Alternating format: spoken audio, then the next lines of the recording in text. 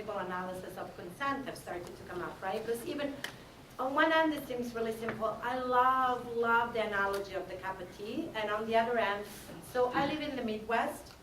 Somebody says, do you want a cup of tea? Sure. Because I don't want to hurt people's feelings. And you're smiling. And you're like, this is a great cup of tea, greatest cup of tea I've ever had. Like, I hate tea. And inside that person is like, I never even drink tea, I'm dying inside. I don't know. And so, wow. Right? So what's the power dynamic? So, I mean, I want more than anything for this to be simple. And I think that we have a long way to go to practice consent and make it simple. I have a lot of feelings about manipulation and age. Because we live in a very non-consensual culture, it's really hard to practice consent. For example, children are treated non-consensually all the time. I mean, I'm from Italy. I'm gonna just pinch this baby's cheeks, and like, they're gonna touch your kids, and you're gonna touch their kids, and it's okay. And it's not okay. So how do we, the first thing that we can start teaching consent from toddlers. This is my body, this is your body. If you say no, I'm gonna stop like even hugging you. Or I've always asked my child, do you want a hug? Can I kiss you? Can I hold your hand? And if she says no, I don't do that. Because we are starting to teach our children about consent and what that looks like.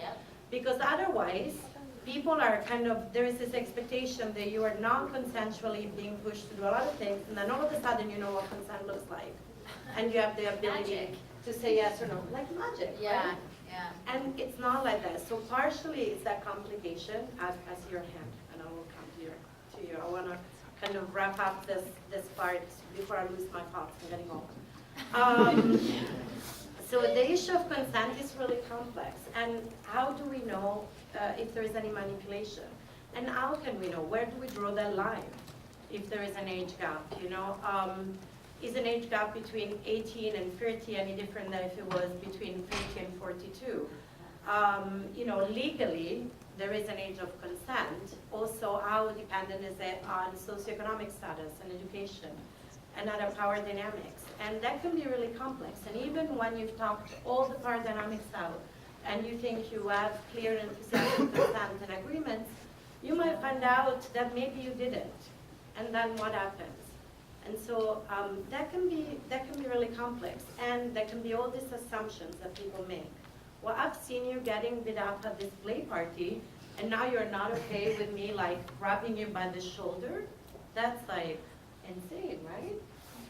And I'm like, no, because I didn't give you consent, not even to like talk to me potentially, right? Not even to get my touch me. Like, why are you so close to me, right?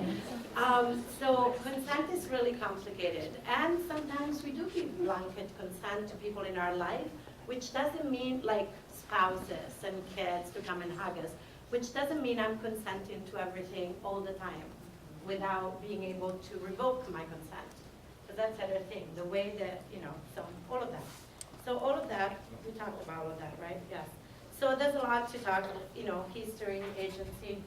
I'm going to come back to you before we go back to the slide. Thank you. So see, my memory is back. It's all good. But no, I was just going to say, like, I totally agree with the whole, like, consent and babies thing. I was talking to some people in my life and talking about how, like, you know, with the whole thing that, like, gender isn't established until, like, age 3. And so if I were to ever have a child, I would raise them, like, without gender, and I wouldn't, like, if my family was like, oh, it's a boy or it's a girl, I'd be like, it's a child, and I wouldn't disclose anything. And yeah, and I wouldn't disclose anything, and that like pissed a lot of people off. And like one of the people I was talking to about this was like, oh well, I'll just find out when I'm babysitting. I'm like, ugh, that's terrifying. Yeah, what does that mean? That you're going to look at my kid's genitals? Yeah, Is like, that okay? no. Thank you for sharing that example. And often around gender, that's a really good way to realize what people are asking. If people are like obsessed about, but what is the gender of your child? When it's a young child, I used to say, why do you want to know what genitals my child is? Yep. And people are like, that's not what I'm asking. I'm just asking like their gender. I said, No, but you are. but that's what you're asking. Yeah.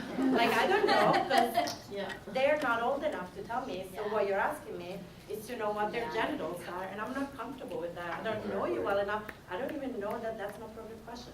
So once we start kind of unveiling those dynamics, of power and history and shame and stigma and who has agency and who doesn't. It's really complicated. I know you guys are trying to wrap up this section and move on, but I just had a thought about the whole children's section, where like you raise them by if they don't want to hug or if they don't want to kiss, they can say no. But how does that apply to like if they behave badly and you want to punish them? Some people do spank their kids, and it's like, are you, like where does that consent line come in then? Like are they allowed to be like, no, you can't punish me like that? Then how do you make your kid understand that was wrong? That kind of thing. So I see a hand. Oh, no, this is just going off of what she said, like, an idea for that would be like, if they say no, you can't spank me, punish them a different way. Like, be like, okay, fine, I won't touch you, go to your room.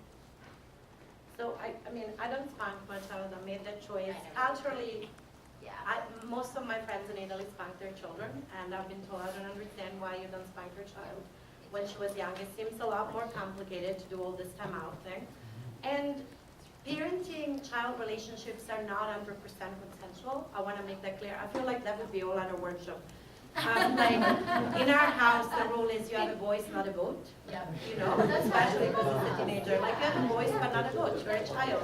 You don't get a vote about how we spend our money. You don't get a vote. To me about Yeah, but yeah, you can tell ask me how you questions. feel. Yeah, exactly. Yep. But you definitely have a vote on your body. Like, so you do actually get to say, don't hurt me, don't touch me, don't push me, don't, because that's not okay. And that is not universally true. Nope. And I don't necessarily have judgment about people just to spank their kids, but it's not a choice for me. So that's kind of where I'm at with that. Yeah. So, tools for consent. Am I still talking? Oh my God, I'm Yep, still it's talking. you. Okay, It's great. you, you're on. I'm on, I'm still on. Let's keep going. I'm kind of going down with a cold, so if I'm like not 100% focused, I'm gonna use that as my excuse. So, I've been giving you all these health warnings about consent and how it's complicated. Reality is that BDSM communities have a long-term commitment of engaging with the idea of consent. Which is great. Just because something is complicated doesn't mean we stop doing it, right? I mean, life is complicated and, we keep doing it. So consent is complex and BDSM communities are very engaged in consent. And they have actually a lot of practices that have been slowly been spreading out to the mainstream as well. And they have a lot of kind of what I would call ritualized practices to ensure consent and some form of safety, and often that safety is found in community. So for example, having a clear and explicit container, like the scene starts at this time, at the beginning of dinner, and it ends at like 11 o'clock. Or when we're in the danger, we get to have this interaction. So usually there is a beginning and there is an end. Most people are not like, I mean, do anything to me. That's actually one of the best, like, newbie spotting, like, oh yeah, you can do whatever to me. And there is a really great scene in Sick, which is a really good documentary on kink and chronic illness and disability and BDSM, and which is really great. I suggest you watch it if you haven't. And he addresses this issue of people going, just do anything. We don't mean that. We do have boundaries. So usually within BDSM, there is a container. There is a negotiation process. What are you into? What am I into? Do those things mesh? Is it okay to use substances? Is it not okay? If I'm using a knife, is it okay to draw blood? Is it not okay to draw blood? What can I do with fluids? What can I not do with fluids? All of those things kind of are up for negotiation. Can I brand you permanently or not? Those are all decisions that people get to make about their bodies. What is your needs around aftercare? If you have a really intense scene with somebody, whether it's psychological or physically intense, usually a check-in, even after a certain period of time, can be really helpful. And there are a lot of principles that have been developed and they are enforced through community around BDSM. And some of them are very kind of almost part of the structure of like kink parties, and there's a lot of contention out there about do we need dungeon masters or not, which are basically people who monitor kind of how play is going and that consent is happening and that people are sticking with the rules. Or dungeon monitors, sometimes they're called. People have different feelings about that. I've been at events where there were no monitors because there is a trust that people will self-police, but those usually are closed events as opposed to open events. What are the safeguards and systems that are in place? Some people can agree to play without a safe word, whether that is still consensual BDSM or not. It's contentious, I would say. Is it? Is it not? Because part of BDSM is really this caution. So if there is no safe word, can there be caution? How do you know? How are you going to make that agreement? And also the community is very committed to educating. So if I have a client, for example, who's interested in BDSM and kink and they're totally isolated, maybe they're in an abusive relationship, it's a really bad idea that they go and explore all of this by themselves. So actually connecting them to community where there's educational practices and workshops and places where they can go and learn and practice safely and practice from people who know. There are places where you can hit the human body without causing internal damage and other places where you cannot. So you really want to know who's touching you, how hard, and how much do they know about your anatomy, because that can do damage. And so you want a certain level of skill and expertise and there is a great level of skill and expertise in most folks in the BDSM and kink community on all sorts of things, from impact play, so like hitting people really hard, electric play, fire play, knife play, and all those sorts of things. And often there is also a lot of acceptance around the diversity of bodies and identities, and that could be the topic of a whole different workshop.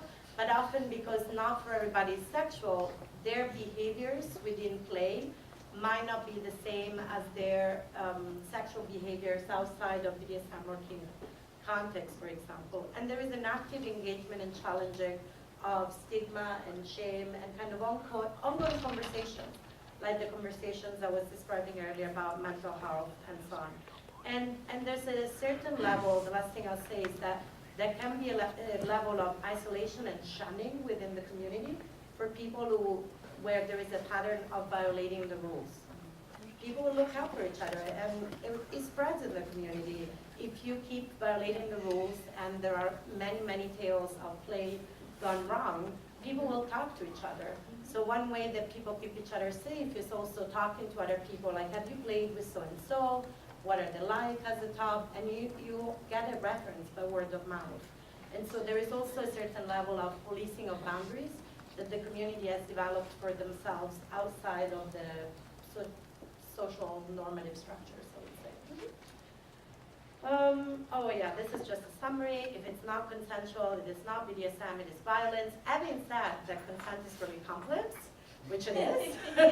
If there isn't consent, it is abuse and it is violence. That's pretty clear. Like on an academic level, we can engage in many hours of conversation about a critical analysis of consent. However, somebody has said no or hasn't said anything and hasn't given you their enthusiastic, not under the influence of any substances, not manipulated, not coercive consent, that does not fall under the remit of BDSM. And that's really important because as BDSM has come into the mainstream, people have tried to use it as a legal defense in cases where that was really not appropriate because there was no consent. But because there is confusion, people are like, oh, I'm just being stigmatized. And experts, in inverted commas, have been called to give opinions. Like I gave a webinar to Emin Kaza that does a lot of advocacy around sexual violence on this very topic. How do we know what's BDSM and how do we know what's violence? And this was really the kind of the take-home message. If it's not consensual, it's not BDSM. Oh, I'm still talking. Wow, Yeah, you're almost done. I'm almost done. You're almost done. Trauma and then. I forgot there was all this trauma. This was so exciting. Trauma. Let's talk about trauma in like 5 minutes. We can totally Yeah, do that. do five, go. I've added this because often there's a lot of myths and misconceptions around BDSM and trauma. Some people have a lot of questions about, are people who are into BDSM, for example, like that, in inverted commas, which is already othering, because there's been trauma in their lives. So research tells us that there is no more level of experience of abuse and trauma within BDSM practitioners than within the general public. So you find pretty similar rates in the research we have.